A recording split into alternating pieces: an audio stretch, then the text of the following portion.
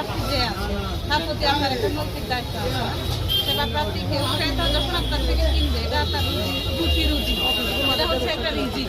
আপনি তার সাথে এটা তো প্রতারণার সামিল। আপনি মেয়াদ চলে গেছে, কেউ তো এত কিছু খেয়ালও করবে না। আপনি যদি মেয়াদ এখানে তুলে রাখছেন মানে কিন্তু আপনি বিক্রি করবেন। বারবার চেঞ্জ করতে হয়। এখন কাস্টমার আপনি এখানে নামটা লিখতে হবে, এখানে এটা 2 মিনিট পর পর যদি কাস্টমার এসে বালিটাকে আবার চেঞ্জ করতে হয়। তো আবার নাম এদিকে আপনি যদি এদিকে দেন এই জিনিসটা বোঝা যায় না, মানে এরকম। আপনি তো কোনো দিক দিয়ে দেন বারবার করতে হয় তো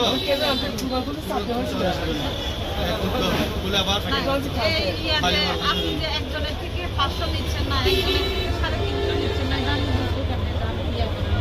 এটা তো মনে হয় তাদের এটা ফিক্স করা আছে, এগুলো সবাই তো দেখছে। কিন্তু আমি তো জানি না, এই কারণে আপনাকে দাম দিতে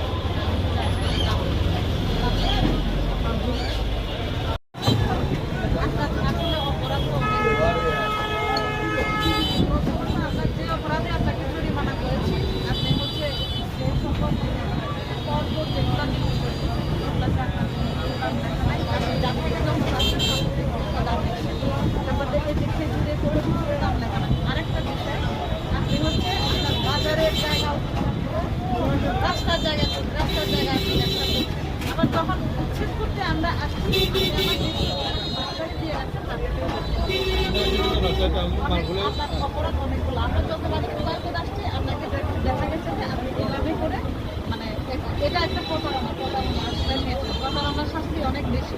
আমরা ওই অপরাধের জরিমানা করছি না, আমরা প্রতারণা অধিকার আইনে 38 দ্বারা আপনাকে 50,000 টাকা জরিমানা করতেছি।